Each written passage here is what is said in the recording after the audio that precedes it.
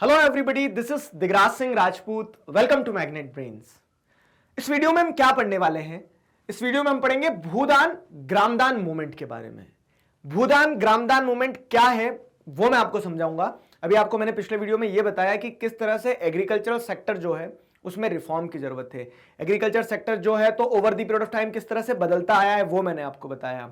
अभी यहां पे आपको मैं कोई टेक्नोलॉजिकल कोई इंस्टीट्यूशनल चेंज नहीं बताऊंगा, कोई रिफॉर्म नहीं बताऊंगा, एक कहानी सुनाऊंगा। कहानी बताऊंगा कि एक ऐसी कहानी जो कहीं ना कहीं इंडियन एग्रीकल्चर सेक्टर के पूरा जो सिनेरियो रहा है इंडियन एग्रीकल्चर सेक्टर का, उसमें एक वाटरशेड का काम करती है। ठीक है, कहानी अच्छी है, कहानी की तरह समझना। क्या है भूदान मूवमेंट, क्या है ग्रामदान मूवमेंट, क्लियर करो उस चीज को। तो देखो यहां पे नाम से समझ में आ रहा है भूदान। भूदान मतलब क्या होता है? जमीन का दान, भूमि का दान, भूदान। ग्रामदान यानी क्या? गांव, ग्राम दान, तो गांव का दान देना यानी ग्राम दान हो गया। तो ये भूदान हो गया, ये ग्रामदान हो गया। अब ये भूदान और ग्रामदान मतलब दान देना किसने चालू किया, और सर गांव कौन दान देता है, ठीक है, और गांव लेता कौन है दान। तो उस तरह से आपको पूरी कहानी अभी क्लियर हो जाएगी। ठीक है, कहानी में हमारे जो हीरो है वो है आचार्य विनोबा भावे। आचार्य विनोबा भावे कौन है? तो महात्मा गांधी के स्पिरिचुअल हायर थे आचार्य विनोबा भावे। अब स्पिरिचुअल हायर क्या होता है? तो जैसे आप समझते हो हर इंसान की मतलब महात्मा गांधी की जो स्पिरिचुअलिटी थी, स्पिरिचुअलिटी को रिलीजन से कंफ्यूज मत करना। स्पिरिचुअलिटी अलग चीज है, रिलीजन रिलीजियस होना अलग है, स्पिरिचुअल होना अलग है। स्पिरिचुअलिटी में आप आ सकते हो कि एथिक्स क्या है, आपके मॉरल क्या है, ये सारी चीजें जो है वो आपकी स्पिरिचुअलिटी को दर्शाती है, आपका जीवन को जीने का क्या नजरिया है। तो अब महात्मा गांधी की जो भी सोच थी, उनकी जो भी स्पिरिचुअलिटी थी, उसे एक तरह से फॉलो किया, उसे एक तरह से इनहेरिट किया।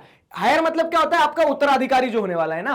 तो महात्मा गांधी की उस स्पिरिचुअलिटी को एक तरह से इनहेरिट किया आचार्य विनोबा भावे ने। और आचार्य विनोबा भावे ने उनके मैसेज को तय किया कि उनके जो मैसेज है महात्मा गांधी के जाने के बाद में उनके मैसेज को पूरी कंट्री तक पहुंचाया जाए। क्लियर है? तो who was Vinoba Bhave? तो he was spiritual higher of Mahatma Gandhi. After Gandhi's martyrdom, Vinoba Bhave undertook पद यात्रा to spread Gandhiji's message and covered almost the entire country. अब पद यात्रा क्या है? पांव पांव पांव पांव उन्होंने घूमना चालू किया, तो पद यात्रा निकाली उन्होंने। पद यात्रा और कहां पे? तो पूरी कंट्री में घूमे वो। ठीक है, अब वो टूर पे नहीं निकले थे, पूरी कंट्री में क्यों घूमे? तो ताकि वो महात्मा गांधी जी का जो मैसेज है वो लोगों तक पहुंचा सके, उनके जो आइडियाज थे। तो देखो विचार अमर रहते हैं, इंसान रहे ना रहे, कल मैं रहूं ना रहूं, आप रहो ना रहो, लेकिन हमारे विचार हमेशा अमर रहते हैं। तो सेंस में क्या है, उन्होंने भी ये कहा कि महात्मा गांधी जी के जो विचार थे उन विचारों को लोगों तक पहुंचाना चाहिए। रिस्पॉन्सिबिलिटी, अब विचार के पैर नहीं निकलेंगे, समस्या ये है। तो इंसान क्या करता है, एक जगह से दूसरी जगह जाके उनके विचारों को बताया। क्लियर है? ये काम विनोबा भावे ने स्टार्ट किया। He believed in the idea of Gram Swaraj. Mahatma Gandhi के जब जैसे आप महात्मा गांधी की फिलोसफी जब पढ़ते हो तो आपको समझ में आएगा कि वो ग्राम स्वराज के आइडिया को बहुत ज्यादा सपोर्ट करते थे। चैप्टर 1 में आपने लाइन पढ़ी भी थी, वो he was not in the favour of mass production, rather he was demanding production by the masses. ठीक है, वो क्या चाहते थे? मास प्रोडक्शन ना हो, प्रोडक्शन बाय मासेस हो। मतलब ग्राउंड क्या कहते हैं, बॉटम से टॉप अप्रोच उनकी रही हमेशा से। महात्मा गांधी ग्राम स्वराज का आइडिया देके गए हैं। ग्राम स्वराज मतलब क्या है कि हर गांव अपने आप को डेवलप कर ले। देश कैसे बनाए? आप बोलोगे सर स्टेट से। स्टेट कैसे बने? डिस्ट्रिक्ट से। डिस्ट्रिक्ट कैसे बने? तो वो एक एक गांव से मिलकर बने ना। तो एक एक गांव अपने आप को विकसित कर लेगा, पूरा देश विकसित हो जाएगा। आया ना समझ में? तो इस आइडिया को महात्मा गांधी ने बताया, और महात्मा गांधी के आइडिया को फिर विनोबा भावे ने भी फॉलो किया, और वो इस आइडिया को फैला रहे थे। ठीक है, तो जब वो अपने लेक्चर्स वगैरह देते थे, लोगों से मिलते थे, तो एक बार वो कहां थे? पोचमपल्ली में। ठीक, देखो मैं जो नाम बताते जा रहा हूं ध्यान रखना, 1 मार्क्स में यहां से क्वेश्चन आ सकते हैं। ठीक है, और स्पेसिफिक जनरल अगर इंसिडेंट पूरा नरेट करने को आएगा तो एक कहानी आपको समझ में आ गई है। तो when he was in Pochampalli Andhra Pradesh. ठीक, कौन? विनोबा भावे। आचार्य विनोबा भावे जब पोचमपल्ली में थे, आंध्र प्रदेश में थे, तो वहां पे कुछ घटना होती है। क्या घटना होती है? अच्छी घटना होती है, देखो समझाता हूं।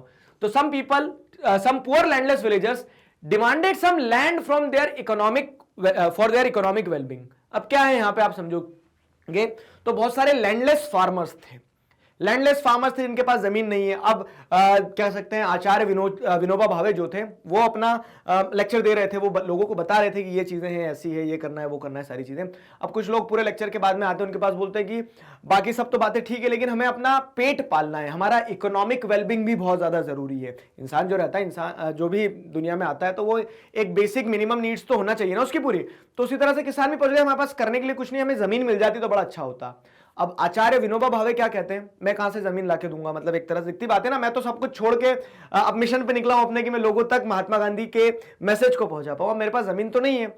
लेकिन हाँ, जो सरकार में लोग बैठे हैं उनसे मेरी बात है, ठीक है, तो मैं उनसे अपील कर सकता हूं आपके बिहाफ पे कि जो लैंडलेस फार्मर्स हैं उनके लिए कुछ किया जाना चाहिए, उन्हें जमीन दी जाना चाहिए ताकि वो भी अपना पेट पाल सके।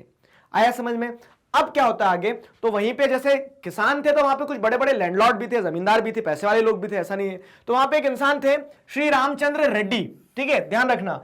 अब श्री रामचंद्र रेड्डी जो थे, तो वो वहां पे उस मीटिंग में खड़े होते हैं। Shri Ramchandra Reddy stood up and offered 80 acres of land to be distributed among 80 landless villagers. उन्होंने बोला मेरे पास बहुत जमीन है, ठीक है आचार्य जी आप चिंता ना करो, ठीक, हम एक मूवमेंट स्टार्ट करते हैं यहाँ पे, क्या, भूदान मूवमेंट, जमीन का दान देता हूं। तो आचार्य जी को यह कहते हुए जो श्री रामचंद्र रेड्डी थे वो खड़े होते और क्या बोलते हैं, जो मेरी 80 एकर्स लैंड है ये 80 लैंडलेस फार्मर्स में डिस्ट्रीब्यूट कर दो।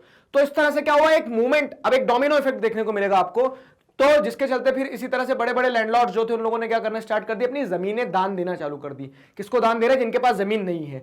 तो जो गवर्नमेंट लैंड सीलिंग ला रही थी, लैंड रिफॉर्म ला रही थी, मारपीट के जमीन छुड़ा रही थी, लोगों ने दान देना चालू कर दिया। ये होती है स्पिरिचुअलिटी। आया समझ में? तो उस तरह से एक भूदान मूवमेंट स्टार्ट हुआ।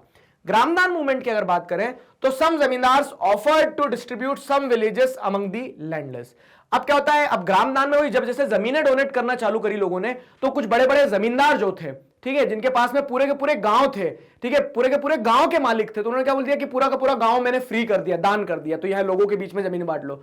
तो इस तरह से क्या है, ग्रामदान मूवमेंट स्टार्ट हुआ, जब गांव के गांव लोगों ने दान देना, डोनेट करना स्टार्ट कर दिया। ये भूदान था, ये ग्रामदान था। अब देखो कुछ लोग उसमें एक मतलब नुक्स निकाल लेते हैं क्या कि ये जो जमींदारों ने दान देना चालू किया, बड़े बड़े लैंडलॉर्ड्स ने दान देना चालू किया, तो इसलिए कर रहे थे क्योंकि अगर वो दान नहीं भी देते तो सीलिंग एक्ट जो था, लैंड रिफॉर्म जो लाए जा रहे थे, तो गवर्नमेंट वैसे भी छुड़ा ही लेती। तो उन्होंने सोचा क्या है कि इतनी सारी जमीन तो वैसे भी रख नहीं पाएंगे, दान दे दो, रिस्पेक्ट अलग मिल जाएगी, सारी चीजें हो जाएगी।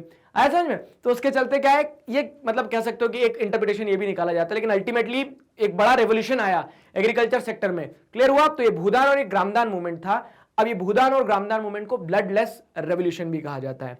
ब्लडलेस रेवोल्यूशन क्यों? क्योंकि एक तरह से आप देखोगे तो एक क्रांति आई है, लोग 1 इंच जमीन के लिए मारू काटू पे आ जाते हैं, ठीक है, तो यहां पे आप क्या देख रहे हो कि लोगों ने अपनी जमीनें दान कर दी, तो इसे एक रेवोल्यूशन की तरह देखा गया। और एक ब्लडलेस रेवोल्यूशन मतलब बिना खून खराबे के एक बड़ा बदलाव आया है, तो इसे ब्लडलेस रेवोल्यूशन भी कहा गया। भूदान ग्रामदान मूवमेंट, ब्लडलेस रेवोल्यूशन, आचार्य विनोबा भावे, पोचमपल्ली आंध्र प्रदेश, श्री रामचंद्र रेड्डी, कुछ इंपॉर्टेंट चीजें ध्यान रखना है। क्लियर हुआ? तो कहानी खत्म, पैसे हजम, ठीक। तो यहाँ पे हमने एक इंपॉर्टेंट इंसाइट देख ली चैप्टर में, एग्रीकल्चर जो पूरा एग्रीकल्चर चैप्टर पढ़ रहे हो आप, तो उससे एक इंपॉर्टेंट इशू था, एक स्टोरी थी जो आपकी बुक में थी, वो मैंने आपको समझाई। नेक्स्ट वीडियो में अगले टॉपिक के साथ हम अगले टॉपिक को स्टार्ट करेंगे। आशा करते हैं यहां तक चीजें आपको क्लियर है। किसी प्रकार का डाउट है, feel free to ask in comment section. Magnet Brains पर इसी तरह से क्लास 4th से क्लास 12th तक सभी सब्जेक्ट्स, चैप्टर्स, टॉपिक, सब टॉपिक, सब कुछ सिस्टमैटिक वे में वीडियो लेक्चर्स के फॉर्मेट में अवेलेबल है, जिन्हें आप बहुत आसानी से देख सकते हैं, पढ़ सकते हैं, घर बैठे अपना सिलेबस कंप्लीट कर सकते हैं। अपने जूनियर्स और सीनियर्स को जरूर बताइए मैग्नेट ब्रेन्स के बारे में। मिलते हैं नेक्स्ट वीडियो में। Till then stay connected, keep learning. Thank you very much.